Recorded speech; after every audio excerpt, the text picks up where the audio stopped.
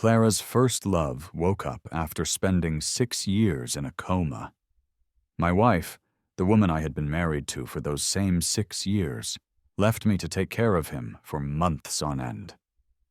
Then, I was diagnosed with ALS, and my life was suddenly put on a countdown. After learning about my condition, the woman who once couldn't spare me a single minute was now crying inconsolably at my bedside. Clara was completely broken. But by then, I was far beyond caring. The phone call from Leo came just as I was about to blow out the candles on my birthday cake. Clara's eyes narrowed at her phone, her thumb hovering over the screen as if she was about to dismiss the call, but she froze when she saw the name. She lifted her gaze to meet mine, her expression steady and unwavering. "Alex, I have to take this." I looked from her to the flickering candles. "Can't it wait until after I make my wish?" I asked, my voice softer than I intended. "I'm sorry," she replied, her tone firm and resolute, leaving no room for argument. The words I wanted to say caught in my throat. It was always like this. Between Leo and me, she had always chosen him. Our 6 years of marriage had been a story that felt almost cliché. My life has never been marked by much luck.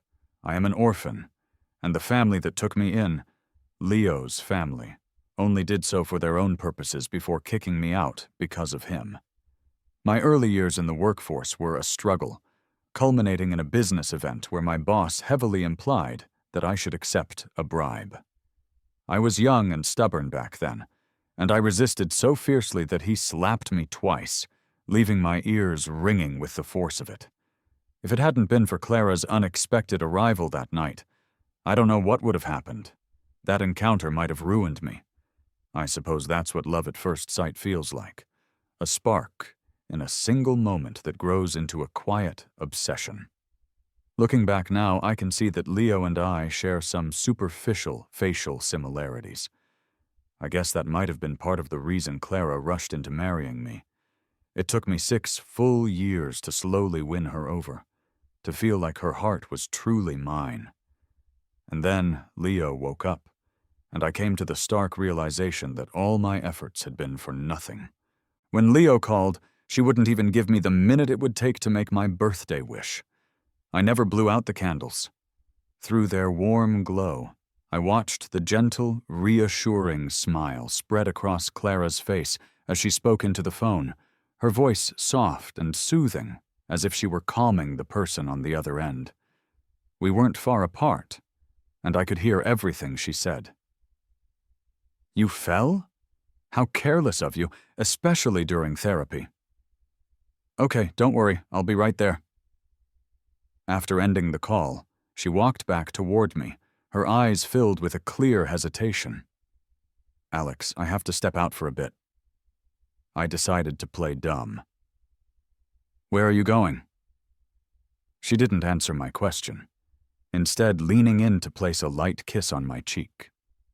She must have been on the balcony for a while, because she carried the chill of the night air with her, a coldness that made me instinctively want to pull back. "There's something I need to handle," she said vaguely. "Go to bed early. Oh, and your gifts are in the bedroom." I reached out and caught her hand before she could turn away. "I haven't made my wish yet," she sighed, a small, impatient sound. "I'll make it up to you next time," she promised. "I want to do it now, today," I insisted, my voice tight. Clara paused, slowly turning her head to look at me, her brow furrowed slightly. "Alex, don't be difficult." A sarcastic smile touched my lips. "You seem so eager to see Leo." She watched me for a moment, a flicker of annoyance in her eyes. "Stop taking your frustrations out on Leo." I looked down, remaining silent. She always protected him, always took his side. Clara left without another word, her figure a fading silhouette as she walked towards the door. The candle flames eventually sputtered and died, and the cake, as sweet as it was, left a bitter taste in my mouth. I didn't expect to get a message from Clara on Instagram later that night. She had a habit, one that started soon after we got married. No matter where she was or what she was doing, she would always message me before she came home. I'm a light sleeper, and I never put my phone on silent. In the past, no matter how late it was, if she sent a message saying she was on her way, I would get up and make her a bowl of hot noodles or her favorite dumplings. Usually she'd be returning from a work event or a business trip. It was exhausting, but it also felt fulfilling and happy, just having the person you love close by. But the image that now glowed on my screen snapped me harshly back to reality. This time her message wasn't a string of words, but a single photograph. In it, Leo was looking at Clara with a contented smile. Clara, who wasn't looking at the camera, was kneeling on the floor, her focus entirely on rubbing his leg. He looked well cared for, not at all like someone who had just spent 6 years in a hospital bed. A moment later, a message appeared beneath the photo, a caption from Leo himself. "Clara's dumplings are delicious." Seeing that insignificant bowl of dumplings in the picture, my fingernails dug into my flesh. Clara can't cook. I was the one who patiently taught her how to make those dumplings, step by step. And now she had turned around and was using all the love and care I had poured into her and lavishing it on another man. Leo didn't need to say anything more. That single photo said everything. They were happy together.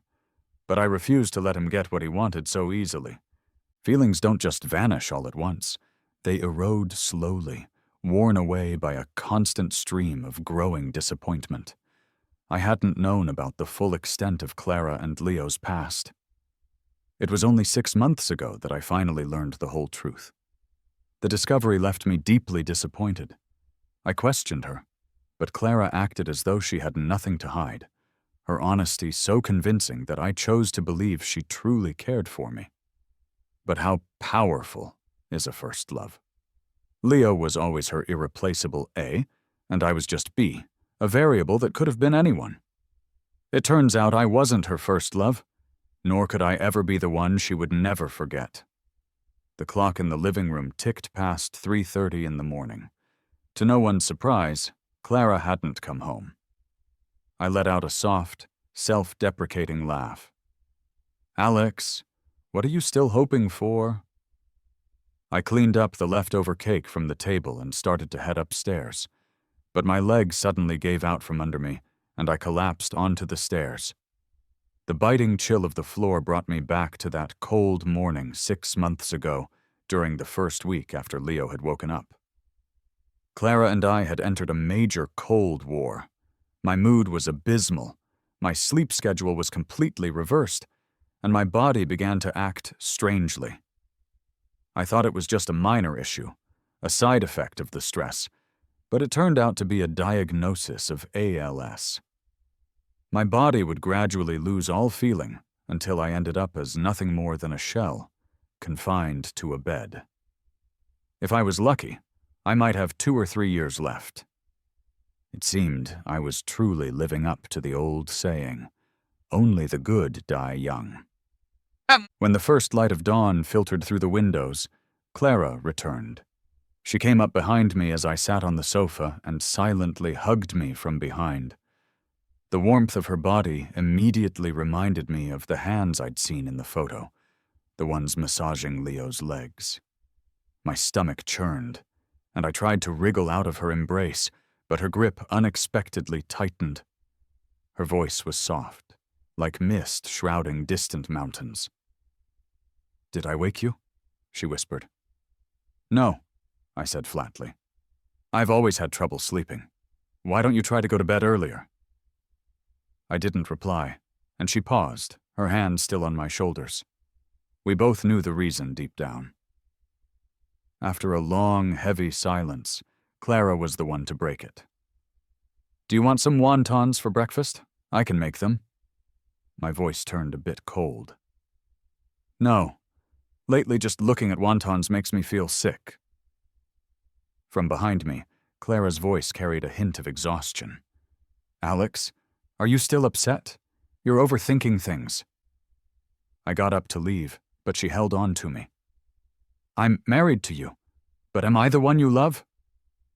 I opened my mouth, but I couldn't bring myself to ask the question out loud. 6 months ago, after a fierce argument and the Cold War that followed, we had both silently agreed to avoid mentioning Leo, all to maintain a superficial sense of balance in our marriage. For the first time, I saw Clara compromise and give in, though I knew it was because of another man. Logically, I should have left her then and there, but I just couldn't bring myself to do it. After 6 years together, I realized I couldn't let go. But now, I was suddenly feeling exhausted. We were both clinging to emotions that we could neither swallow nor fully express. After a long while, I finally answered her previous question slowly. I know. My voice was light, almost dismissive. Clara looked at me, her eyes unreadable. She suddenly pulled me close, pressing a heated, passionate kiss onto my lips. But I didn't kiss her back with the same fervor I used to. In a moment of dissatisfaction, she bit my tongue lightly. The warmth of her breath brought the image of Leo to mind. "Not being there to blow out the candles and cut the cake with you yesterday was my fault," she said. "Let's find a time to make it up." I turned my head to the side. "It's too much trouble." She seemed to follow a predictable pattern: offer a slap, and then offer a piece of candy. It's no trouble with anything involving Leo, I thought bitterly. After holding me for a while longer, she turned and went into the bathroom. Out of habit, I picked up the jacket she had taken off and draped over a chair. But as I did, a necklace slipped out of the pocket and fell to the floor. It was a moon-shaped pendant. For a moment, I was stunned. I knew this necklace. It was a gift from Leo. I had seen her wear it for a long time before I came into the picture. He hadn't changed at all. He still liked his petty little games, just like he used every trick in the book to irritate and bully me in the past. I picked up the necklace and, without a second thought, threw it down the drain of the sink. Just seeing it felt like it dirtied my sight. After a quick breakfast, Clara hastily left for work. I also got dressed and prepared to leave. I had been working at a design company for 4 years, and today was my last day. My illness was complicated, its progression unpredictable. It could worsen next month, or maybe I'd last until next year. Though the company wasn't large, my boss and colleagues were genuinely kind people. So when they invited me to the last team-building event scheduled for the following week, I didn't decline. On the day of the team-building event, the boss chose a famous local Cantonese restaurant for dinner. Clara used to take me there often. Perhaps it was fate that I saw her and Leo there that night. My wife of 6 years was carefully serving food to another man. My initial plan was to pretend I hadn't seen them, but Leo spotted me first. "Is that Alex?" he asked Clara, his voice just loud enough to carry. My colleagues and Clara all turned to look at me. A coworker beside me asked, "Do you know them?" I pressed my lips together into a thin line. "No," I lied. "You guys go ahead, I'll catch up." I walked over to their table. Leo looked up at me with an expression of feigned surprise. "Alex, what a coincidence. Long time no see. Are you here for a meal too?" Seeing that I wasn't responding, he glanced between me and Clara, then continued with a casual air. "But I remember, you don't like Cantonese food. The food here is quite good, though. I used to come here with Clara often." He spoke nonchalantly, naturally weaving in details of their shared past. I glanced at the array of delicacies on their table. They were all familiar because they were the dishes Clara always liked to order. Clara paused, a fork halfway to her mouth, and looked at me. "You don't like Cantonese food?" I didn't deny it. I really didn't. Compared to the light flavors of Cantonese cuisine, I much preferred the spicy kick of Sichuan food. When we first got married, I had unconsciously adopted all of her tastes as my own. Over time, she simply assumed I enjoyed it too, but she had never once asked me directly. So Leo liked it too. I looked straight at her, my gaze calm. I really don't like it. Clara's face froze for a moment, and she looked at me as if she wasn't sure what to say. Leo smiled faintly, a clear look of pride in his eyes that Clara didn't seem to notice. He then said jokingly to her, "You've been married to him for 6 years, and you don't even know your own husband." Clara looked at me and pressed her lips together. I interrupted her before she could finish. "Enjoy your meal." I hadn't eaten dinner yet, so I found a quick excuse and left the restaurant. As I walked away, I saw the torn and hesitant expression on Clara's face, but in the end, she stayed right where she was. My nose began to feel a little sore, and my heart felt as if a hole had been punched through it, letting a cold wind blow right through. It hurt. On the way home, a heavy rain suddenly began to fall. The late autumn rain carried a deep, penetrating chill. I was always afraid of the cold, and after getting sick, my immunity had noticeably weakened. Within a few hours of getting home, I had a high fever. Lying muddle-headed in bed, a flood of unpleasant memories surfaced. I was adopted by Leo's parents at the age of 6, becoming his brother in name only. Life at Leo's house was never easy. The adoption wasn't an act of love or expectation. It was done purely to avert a misfortune predicted for Leo. That's right. I was brought in to be a disaster shield. Leo had been sickly and frail since childhood, and his mother, being deeply superstitious, had consulted a renowned local fortune teller. The fortune teller advised her to find a boy with a similar birth chart and keep him around Leo. The intent was to deceive ghosts and ward off disaster. His mother believed it completely. They used their influence, found me at a nearby orphanage, and brought me into their home. On my first day there, she had excitedly said, "Great! Now Leo can grow up healthy and strong." Leo's mom always told me, "When trouble comes, you must shield Leo. When danger approaches, you must protect Leo. If anyone bullies Leo, you must fight back for him. You should be grateful for this opportunity." After Leo's car accident, people didn't blame the other driver or Leo's own drunk driving. They blamed me for not doing my job, for not stopping the disaster. I woke up drenched in a cold sweat, slowly realizing that all of it was in the past. "Alex, you've made it through," I told myself. Pain has a way of making you feel so incredibly vulnerable. Late that night, Clara's voice pulled me back from the memories again. "Alex?" I was too weak to answer. She came over to the bed, placed her cool hand on my forehead, and said, "Alex, you have a fever." "I took some medicine," I replied, my voice hoarse. "You're burning up. Let's go to the hospital," she insisted, a note of worry in her voice. I tightened my grip on the blanket, refusing. "I don't want to go."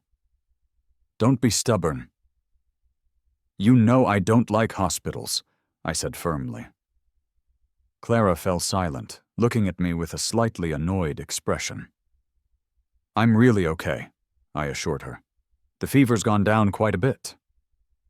I had ripped the labels off the pill bottles on the bedside table, trying to convince her they were just for a cold.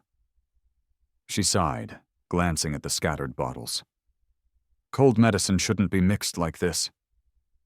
"It helps me get better faster," I said quietly. "Why didn't you call me?" she asked. "Weren't you with Leo?" I countered in a soft voice. She adjusted the blanket around me, her tone a little displeased. "Why do you keep bringing him up, Alex? Leo won't change our relationship." "What is our relationship now?" I suddenly asked. "We're married, of course." I then asked her another question. "Do you remember the promise you made on our 3rd anniversary?" Her expression went a bit blank. She didn't remember. Of course, it was just something she had said to please me at the moment. "You promised we'd never get divorced." If Leo hadn't had the accident, I pushed, would you have married him? She looked at me quietly for a long while before finally answering. Alex, hypotheticals don't mean anything. The mood in the room dropped. I turned my back to her, wrapping myself tighter in the blanket, feeling something inside me snap. I know the answer now, I thought to myself. Since the day I found out about Clara and Leo's past, I've been afraid. But 6 years of marriage had given me some semblance of confidence. I consoled myself by thinking that everyone has a past. It just so happened that hers was with him, but I had overestimated myself. Maybe I've been let down too many times in my life. I'm not as heartbroken now as I might have been. This cold hit me hard, dragging on for over a week. Perhaps out of guilt, Clara stayed home with me for that entire week. Occasionally I would hear her talking to Leo on the phone, though she tried to keep it from me. Even when she was by my side, she never fully let go of him. The weather hadn't been great, but we finally got a sunny day. I was out in the garden, enjoying the warmth of the sun on my face.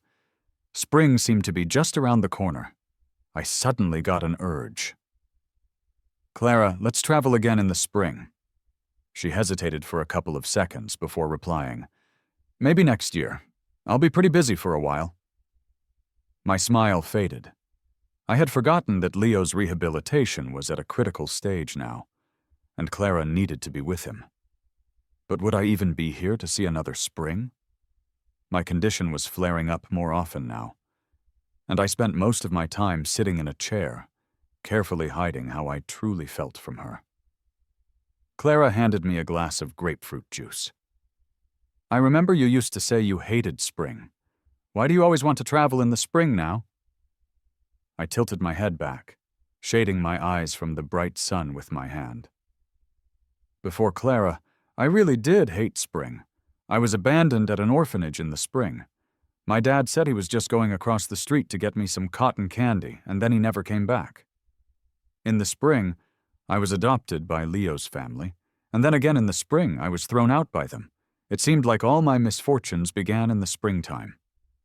But then, I met Clara in the spring. Her eyes, which were usually so hard to read, melted into a look of warmth and intensity, like the sun on that day. Clara leaned in and kissed me gently, then pulled me into an embrace. We couldn't see each other's expressions. A thought flashed through my mind, and I whispered in her ear, Clara, can you love me a little more? It had been a while since we were this peaceful, and it felt like the early years of our marriage. She held me tighter, her voice trembling slightly when she replied, Okay. I smiled slightly. Would losing me hurt more if you loved me more? I wasn't that gracious. I wanted her to remember me endlessly, to always see the shadow of my departure in her life. Clara's grandfather's birthday came around. We arrived early, and she helped me out of the car. I had hurt my ankle falling during a flare-up the other day. How'd it get so bad? She asked casually. Just pulled a ligament, I replied. She frowned a bit. Go rest in the room for now. We'll talk later. I didn't argue. My legs couldn't hold me up much longer. She didn't come to find me that evening. There were many guests, and she was probably busy. A servant eventually helped me down the stairs.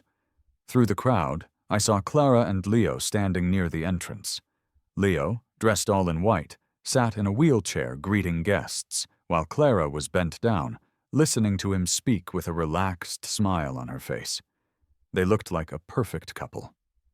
Meanwhile, I, the legal husband, seemed like a complete outsider. I wanted to run away, but instead I walked over to them. Clara, I called out from behind her. She straightened up, a hint of surprise in her eyes, as if she hadn't expected me to come down at all. She took my arm from the servant. Is your foot better? Much better, I said. As she looked at me, her grip on my arm tightened. The lively crowd fell silent when they noticed my presence. Someone spoke up. Alex. The greeting was polite, but distant. Even though everyone knew Clara and I were married, someone else remembered. You're kind of Leo's younger brother, right? I gave a polite smile. I did used to live at Leo's place. Another person chimed in. If you're not feeling well, why don't you go rest for a bit? Clara and Leo can handle things here. I turned to Clara. Is that true? Clara didn't answer for a long time, so long that I felt the urge to pull my hand away from her grasp. Feeling my movement, she tightened her grip on my arm again. Clara looked at the person across from us, her voice turning a bit cold. No. The other person awkwardly diverted their gaze. Leo's smile froze at the corner of his mouth. He dropped his hand, and his face turned a little grim. I gave her a slight smile, deliberately ignoring the resentment and jealousy on his face. Seeing the awkward vibe, someone quickly steered the conversation elsewhere, and soon it was as if everything was normal again. That little episode seemed like it had never happened. They all talked and laughed as if nothing was wrong, naturally excluding me from their circle. They didn't use any nasty words, but their looks, their attitude, and their actions all told me the same thing. I didn't deserve to be by Clara's side, and I should obediently step aside for Leo. After the party, Clara was supposed to go home with me, but Leo suddenly claimed he was feeling unwell. She looked at me, wanting to say something, but hesitating. The night breeze scattered my words a little as I said, "Go ahead." She leaned in close. "I'll be back soon." I gave a casual smile. He had used the same tactics on me before. What did she say to me back then? I remember lying on the bed as Clara, with a serious face, told me, "Alex, enough is enough." Leo always seemed to unintentionally, yet so conveniently, steal Clara away from my side. She could never see through his poor acting. She subconsciously trusted him wholeheartedly. That night, Clara didn't come back. In the early hours of the morning, I received her call. She was silent on the other end, but I could hear her steady breathing. I asked, "Why aren't you saying anything?" "Alex, I'm not coming back tonight." "Is he that bad?" Clara's voice held a bit of surprise, as if she didn't expect me to ask about Leo. "Leo had an allergic reaction to something he ate. He just got out of the emergency room and is still on a drip." My voice turned sharp. "Don't hospitals have doctors and nurses? Or does Leo's family not have the money to hire a caregiver?" Clara sounded tired. "Alex, it happened in my house." "Is that so?" It was a lousy excuse. She didn't say anything else. I closed my eyes. "Suit yourself." I hung up the phone and couldn't sleep a wink for the rest of the night. On the third day, Clara came back, looking completely worn out. As she walked in, I was sitting on the couch in our living room, going through our old travel photos. There were a lot of them, filling 3 full albums. I always liked capturing our moments together with my camera. I looked at her. Her outfit was the same one she had been wearing 3 days ago, and the t-shirt underneath was a bit wrinkled. It seemed she had been really dedicated to looking after Leo at the hospital these past 3 days. We sat silently across from each other. I looked down. "You're back." "Yeah." That brief confrontation from 3 nights ago seemed to have passed without a mention. No one brought up Leo again, but some scars cannot be healed just by covering them up. I poured a glass of water and handed it to her. She glanced at the photo albums spread out on the table and asked offhandedly, "Looking at the old photos again?" "Just felt like flipping through them." Suddenly, I spoke up. "I figured out my birthday wish." "What?" "The one you owe me. It's been 2 months. Did you forget?" Clara paused for a couple of seconds, then gave me a sideways glance. "I know, I haven't forgotten." "Then next month, how about another trip with me?" "I'll be really busy these days," she said. "But you said you wouldn't be busy for a while." Clara avoided my gaze. Suddenly, I guessed the reason. If it wasn't work, then it must be about Leo. I probed, my voice holding a little heat. Breaking your word again. Busy with work? She took a deep breath. Enough, Alex. There's plenty of time for a trip in the future. A few months won't matter. My mind drifted. Time, huh? But I don't have much of it left. Soon I might only be able to sit in a wheelchair or lie in bed. My throat felt a bit dry. Not even a week? Her voice softened. Wait for me for a few months. I whispered, Got it. You always make me wait. Time and time again. Clara knew I was upset, so she leaned in and kissed the corner of my mouth to make up for it. Alex, I have to go to the US for a few months. For what? She didn't answer right away, but continued to kiss me.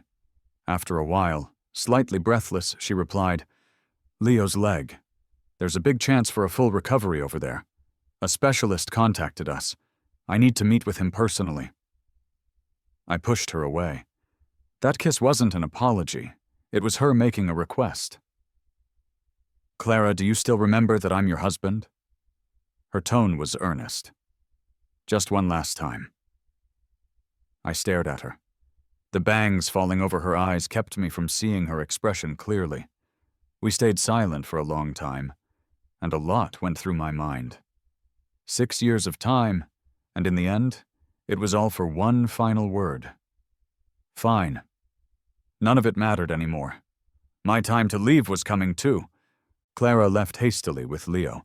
Even their luggage was collected by her assistant from our house. She came back only briefly to see me one last time, before turning around to leave. In the end, all she left me with was a view of her back walking away. So this is what giving up feels like. Clara didn't know, but before they left, Leo came to see me. What do you want? I asked, holding the door open just a crack, clearly not wanting to let him in. Sitting in his wheelchair on my doorstep, he grinned, his face full of a winner's delight. Alex, not going to invite me in? Leo called my name warmly, his voice still as fake as ever. There's no one else here. There's no need to pretend. Besides, I'm not obliged to welcome uninvited guests. Leo's eyes roved over me. What if I said Clara sent me? I didn't engage with his words. Since he woke up, the times we had met were few, but every single time his conversation revolved around Clara. Leo's smile didn't falter. Clara said she doesn't come home often. It must be lonely living in such a big place all on your own. Honestly, if it weren't for that car accident I had 6 years ago, I should have been the man of this house. I leaned against the doorframe, speaking calmly. It's a pity, then, that the person standing here today is me. As long as I'm not divorced from Clara, you can forget about ever stepping foot inside this house. After all, people always frown upon the third wheel. Leo's face showed a flicker of spite, but he quickly masked it. So what? I interrupted him, leaning in and saying coldly, You're scared. What? He feigned confusion. I smiled back at him. I said you're scared, Leo. You don't need to put on a front or act all high and mighty in front of me. If you were 100% sure of her, you wouldn't be here right now. Leo's expression darkened, but only for a moment. The one who isn't loved is the side chick. Just wait and see, Alex. I'll be the one who wins again this time. Honestly, I knew I wouldn't win, but from the moment I decided to let Clara go completely, I also knew I wouldn't lose. I just couldn't stand the sight of Leo's smug, self-assured face. After Clara and Leo went to the US, she sent me messages every day. Because of the time difference, she'd often message me in the middle of the night. I read every single one but never responded. She didn't call either. She knew I was mad. It was always like that. Clara was never great at comforting anyone, or maybe she just wasn't good at comforting me. She probably thought that, as usual, I'd eventually come around and we would make things right. The night before I left, I couldn't sleep. I sat on the balcony in the cold all night long. I remembered when Clara first decided to marry me. A lot of the people she knew were skeptical. We had no grand wedding, no guests, and no blessings. I didn't fit into her circle at all.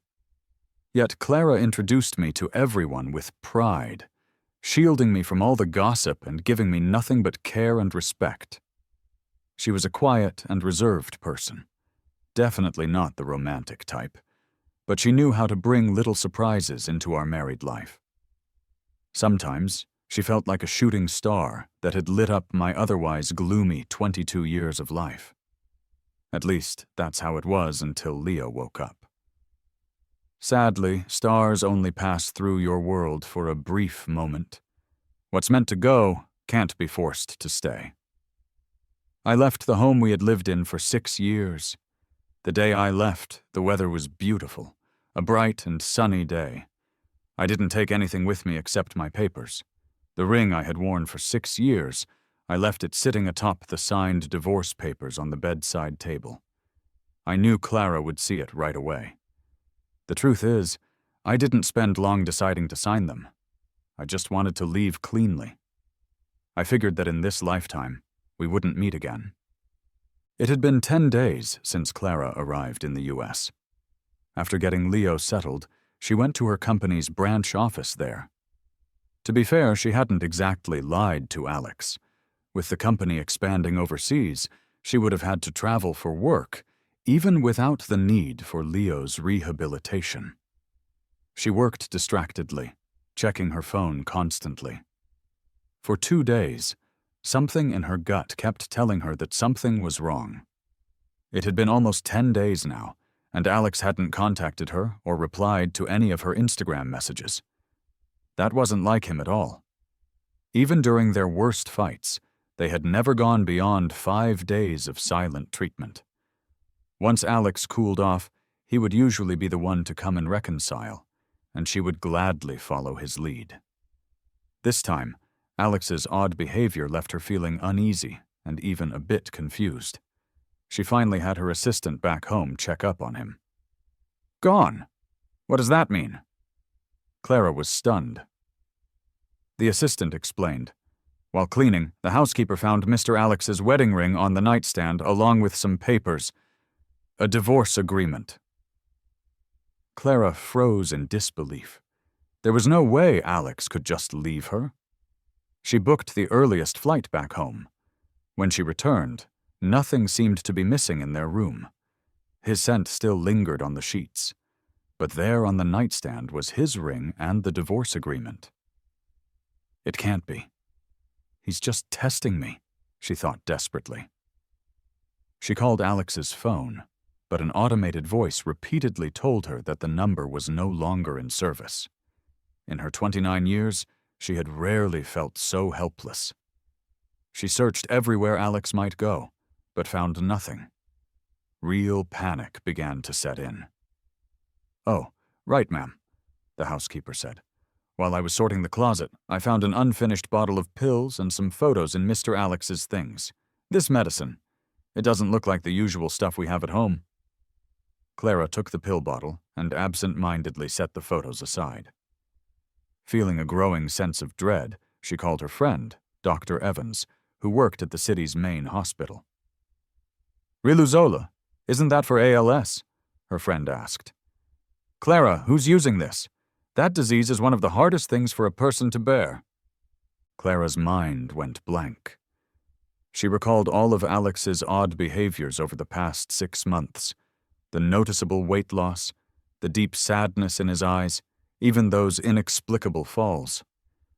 The pill bottle in her hand crumpled as she trembled. "It's Alex," she whispered. The other end of the call went silent for what felt like an eternity. "Clara," Dr. Evans said gently, "there's a specialist at the second hospital. I'll help you get in contact. Don't give up hope yet. Though it's incurable, you should focus on making the most of the time you have left." Clara felt numb, hardly able to breathe. Her friend's words seemed foreign, distant. Feeling completely drained, she slumped onto the bed. But she still had no idea where Alex was. Her nose stung as she reached for the stack of photos on the bed. In hindsight, it was so silly. 6 anniversary photos, one from each year of their marriage. They were like a tradition. The pictures used to hang in a neat row above their bed, but now they were gone, leaving dusty outlines on the wall. She hadn't even noticed when Alex had taken them down. She flipped the first photo over and paused. On the back of every single one was Alex's neat, familiar handwriting. She had never noticed it before. Year 1. I finally have a home. It turns out I can be this happy too. Year 2. Spring is here. Clara and I went to so many places I had always wanted to see. I think I'm starting to like spring. Year 3. Clara asked me what I wished for. I said I hope we never get divorced. I want to be with her forever. Year 4. I want a baby.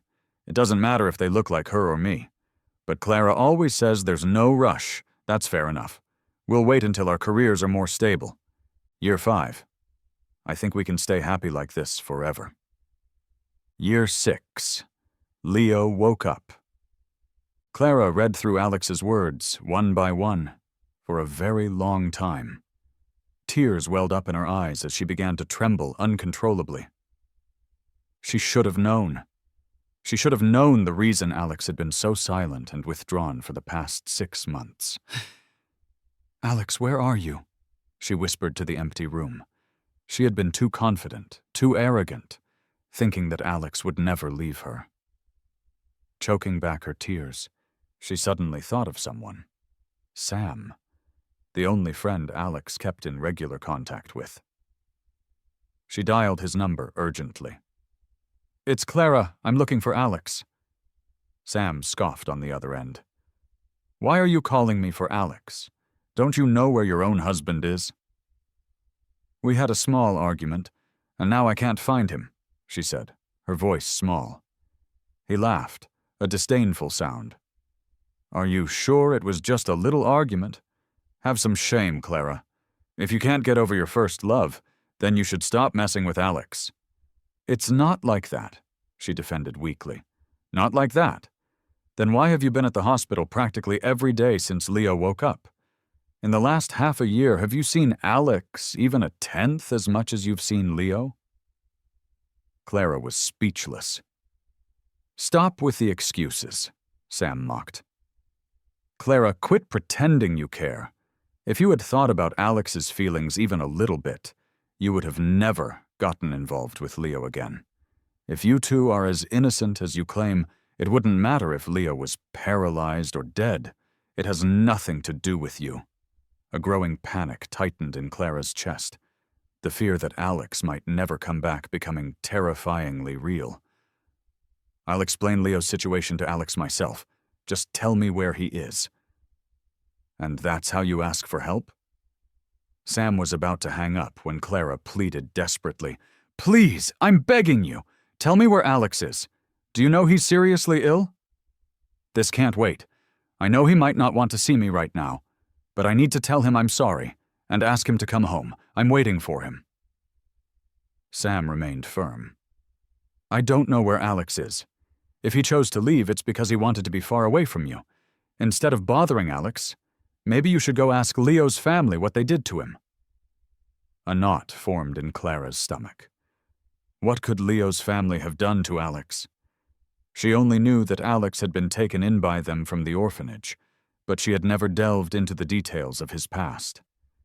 Suddenly, things she had overlooked seemed to surface. She hired someone to thoroughly investigate Alex's history. She didn't know how she managed to get to the last page of the report.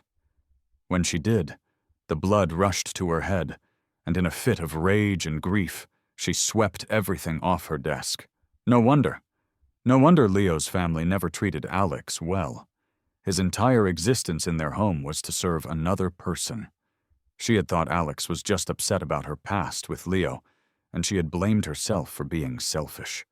How must Alex have felt every single time she chose to be with Leo, chose to trust Leo over him. He must have been so profoundly disappointed that he didn't even tell her he was ill. Even though he feared death, he chose to bear it all alone. What have I done?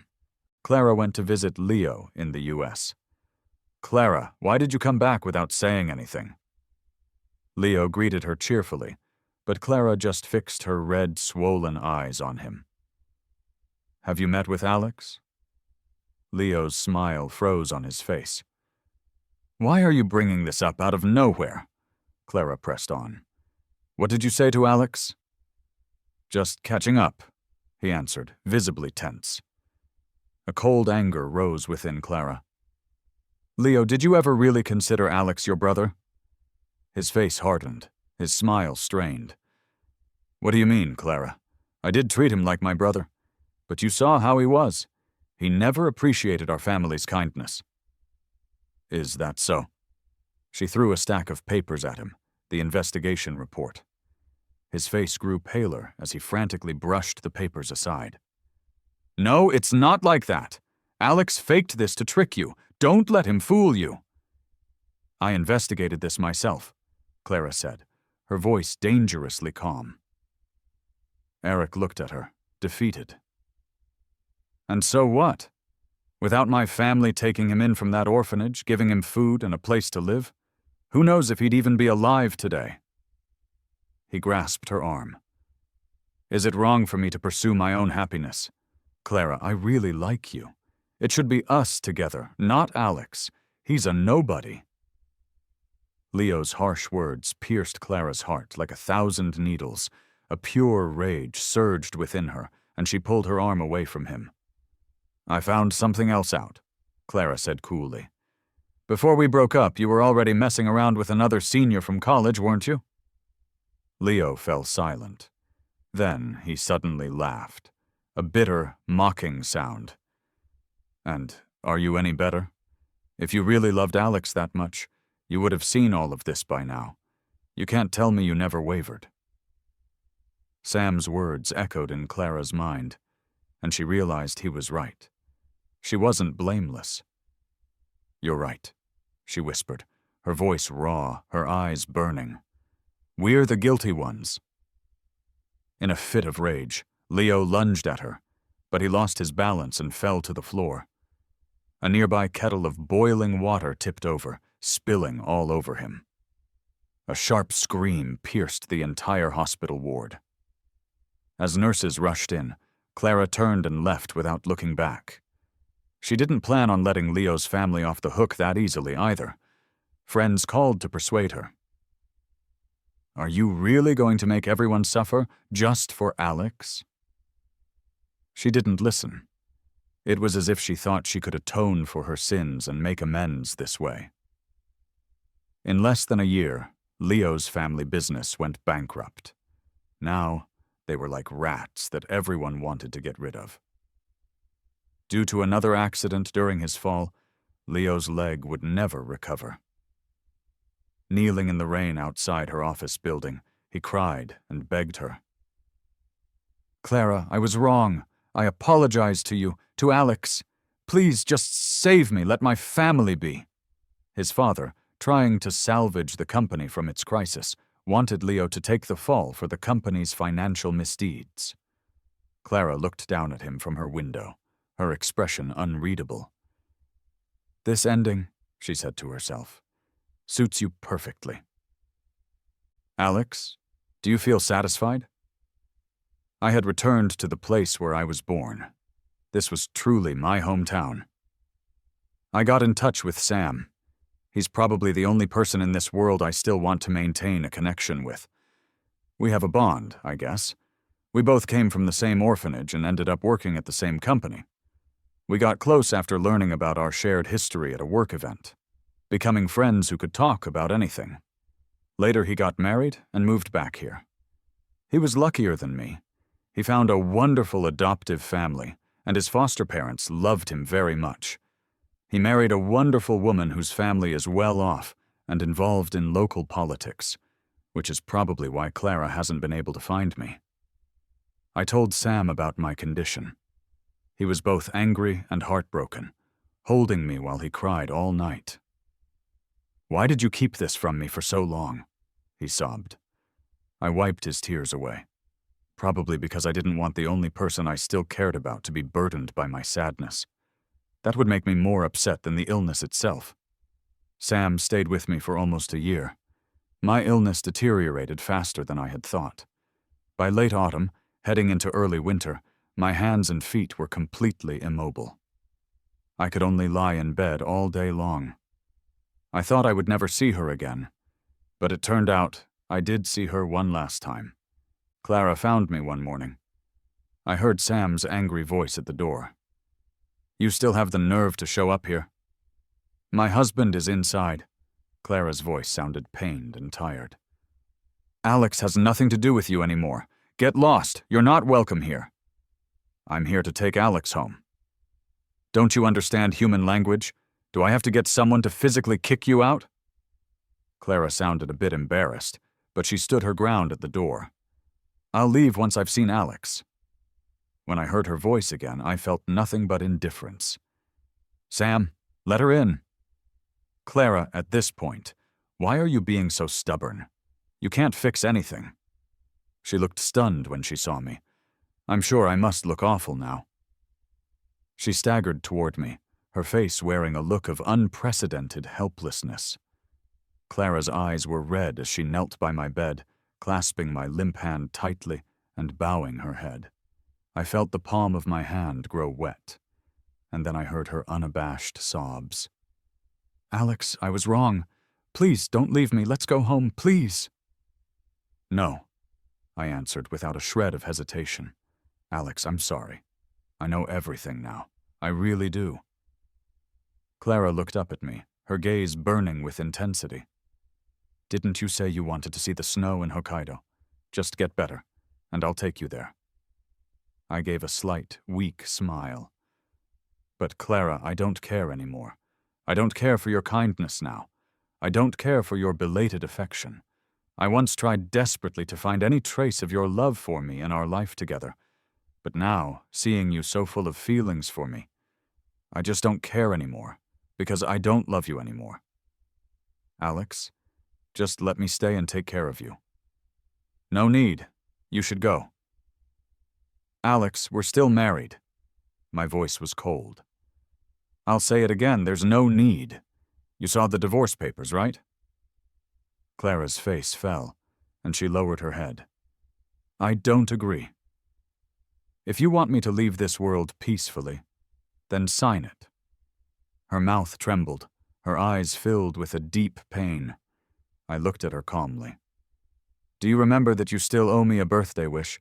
That's my only wish now." Clara laughed at herself, a bitter, broken sound. "Alex, do you hate me this much?" "I don't hate you. Without love, there can't be hate."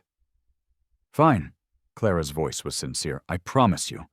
But please, let me stay, Alex. I just want to be with you." "You should go." Sam couldn't stand it anymore and spoke up suddenly. "Alex told you to leave. Why are you still lingering here? Are you intentionally making it hard for him to get better?" Clara's face went pale. I turned my head to not look at her. I could feel how my cold expression was hurting her, but I didn't care. She forced a smile. "I'll go then. You rest up." As she was leaving, I stopped her. "You won't break your promise this time, will you?" The person in front of me froze slightly, her voice soft when she replied, "I won't."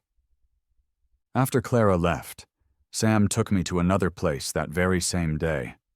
Not long after, my condition worsened again. I started having trouble swallowing, and talking became increasingly difficult. Sam sat by my bed, patiently feeding me, his eyes full of concern. "Alex, maybe we should listen to the doctor and put a feeding tube in."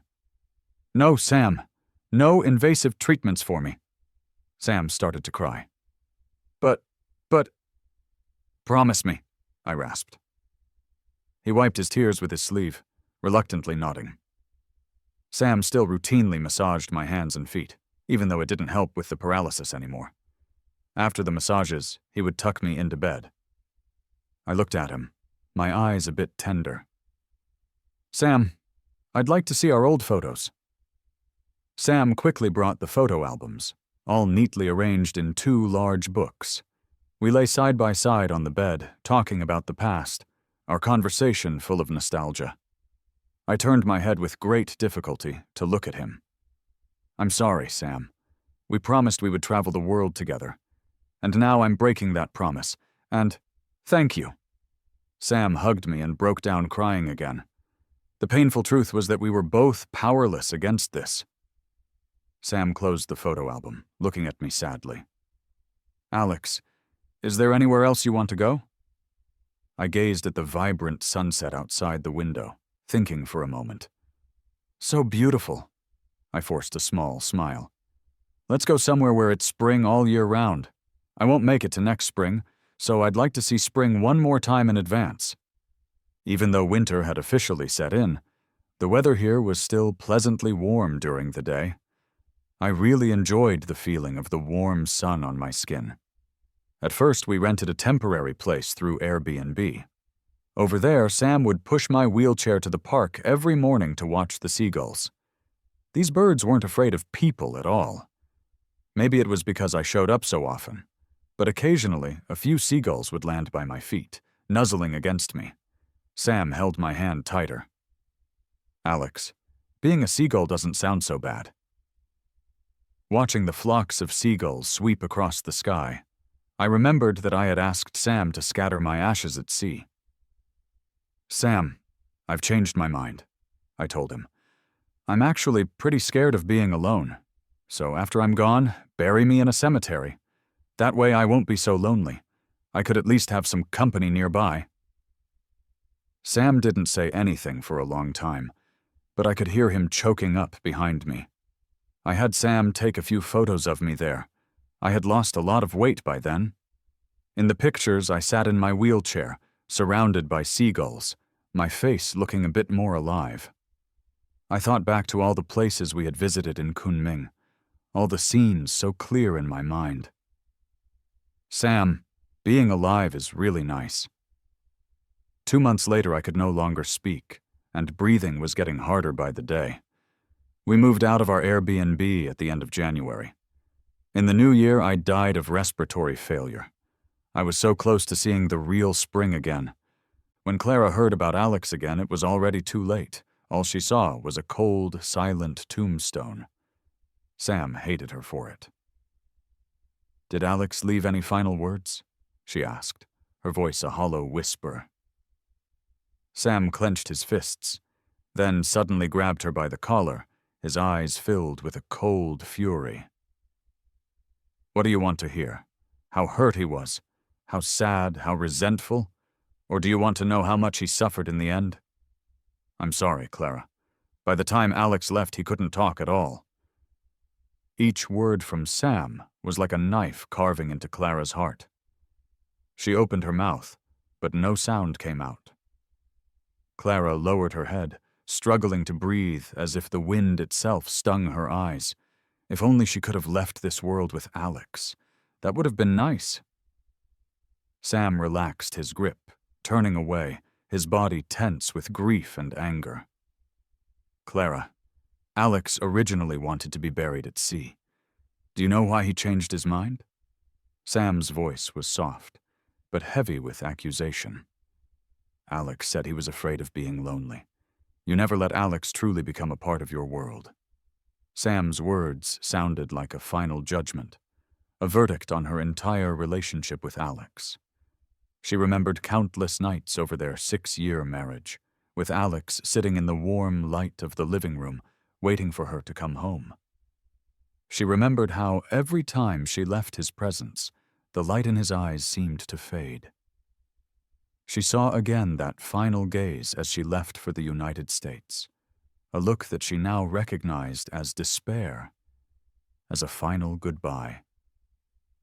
Tears are supposed to be salty, but why did they taste so bitter in her mouth? Back home, she pulled out the divorce papers she had set aside for so long. Alex's handwriting was neat and straightforward, with no trace of hesitation. With a trembling hand, she signed her name. Alex had been gone for 3 months. One day, while passing a park near her home, she met an elderly couple Alex had once helped. The old lady asked her about him. Clara replied softly, her voice barely audible. Alex. He went on a trip. The woman seemed disappointed. Oh, well, when Alex gets back, could you ask him when he'll bring me the osmanthus cake he promised? Clara almost broke down right there, barely managing to escape in her embarrassment. At home, the overwhelming sadness and regret swept over her like a flood. She still couldn't come to terms with Alex's death. Clara fell seriously ill. When her assistant noticed she hadn't been to work for 4 days, they reached out to Clara's friends. When the door to her apartment was opened, Clara was found slumped against a wall near the foyer. Her face was ghostly pale and drenched in a cold sweat. Chloe, her friend, was startled and rushed to help her up. The heat radiating from Clara's body was so intense that Chloe pulled her hand back in shock. Her sweat had soaked through her shirt. Who knows how long she had been sitting there? Chloe checked to see if she was still breathing. Thankfully, she was. Clara, why didn't you go to a hospital with such a high fever? Are you just going to sit here and wait to die? Delirious from the fever, Clara mumbled, Alex, you're back. Chloe, exasperated, responded, Don't go losing your mind now. Undeterred, Clara continued, Alex, is the ginger tea ready? You always made it for me when I had a fever. Chloe's patience wore thin. Get a grip, Clara. Alex has been gone for 3 months now. Clara seemed to finally understand, murmuring, I forgot. You left me a long time ago. She suddenly collapsed to the floor, crying uncontrollably. Seeing her friend's raw, broken tears, Chloe was taken aback, her own resolve breaking. Until that day, she hadn't realized the true extent of the impact Alex's death had on her. When Clara woke up again, she saw nothing but the stark white ceiling of a hospital room above her. Chloe immediately started trying to reason with her. Clara, he's gone, you know. Hurting yourself won't bring him back. Clara's voice was empty. I know. She knew this better than anyone. She chose the pain over facing reality because she couldn't pull herself out of a world without Alex. Chloe was silent for a moment, eventually urging her, You should try to live well. On the path beyond this life, he probably wouldn't want to see you like this. Clara covered her eyes, tears sliding bitterly down her temples and into her hair. Yeah, Alex was so stubborn. Once he made up his mind, he never looked back. Just as resolute as he was when he loved me, and the very same when he completely walked away. After being discharged, Clara found out where Alex had last stayed in Kunming. She began watching the seagulls day after day, just like Alex did. The last world in Alex's eyes was like this. Clara went back to work. Everything was just the same as before. The only difference was that she never stayed overnight at the office anymore. No matter how late it was, she always came home. Alex, I'm back, she'd say to the quiet apartment. There was never a response, but she didn't mind. She hadn't thrown away any of Alex's things. They were all still there, in their proper places. Yet somehow Alex's presence in the room was fading a little more each day. Maybe it was because he really wasn't there anymore. She would lie on their bed, tears silently sliding down her cheeks. It's okay, she would think to herself. Alex, this time it's my turn to wait for you. Half a year after Alex passed, I found his primary doctor. We talked for a long time. I asked, Does ALS cause a lot of pain in the later stages? The doctor didn't seem to hear me, so I repeated myself. There are no effective treatments, he explained patiently. The medication just buys a little time. Due to individual differences, the disease progresses and manifests differently for each person. But what's certain is that whatever the treatment, The pain that ALS patients endure in the later stages is unimaginable. That day, I cried in front of a stranger for the first time in my adult life. After that, I did my own research. I broke down completely. How is this disease any different from some form of ancient torture? Alex was diagnosed half a month after Leo woke up. What was I doing then? I was busy with work, busy comforting Leo, busy helping him with his rehab. After that, I was rarely home, rarely spending any real time with Alex. So often I'd leave him in a hurry because Leo called. I noticed the sadness and the dimness in Alex's eyes every time, but I didn't have the time to think about what those feelings truly meant. Or maybe I just didn't want to think about it. I told myself that having Alex by my side was enough, that Leo and I were a thing of the past. At first, I stayed with Leo out of a sense of guilt. Alex didn't know this, but I was partly to blame for Leo's accident.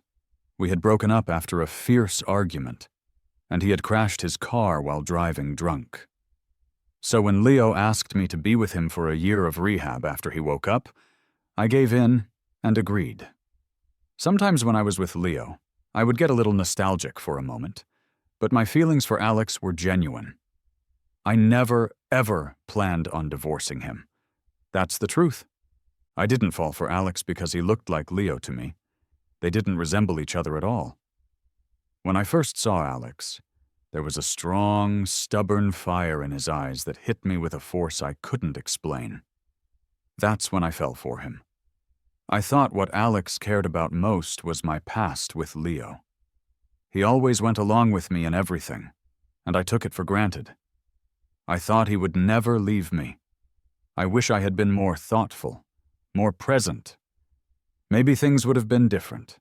In the end, I just didn't care for Alex enough. I spent nearly a year trying to find him. He didn't want to see me, and so to not disturb him while he was sick, I agreed to leave. I didn't know that it would be the last time I would ever see him.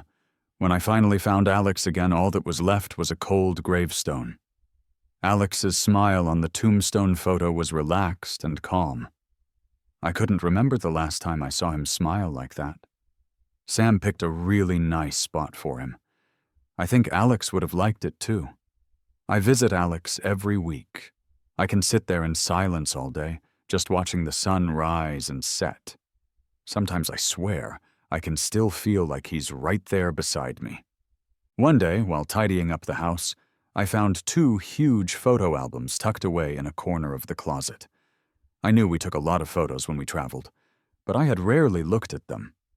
Alex, on the other hand, flipped through them a lot. One picture had been left out of the albums. It was from our last trip together. On the back, Alex had written, "Next time, let's see the ocean." My heart ached.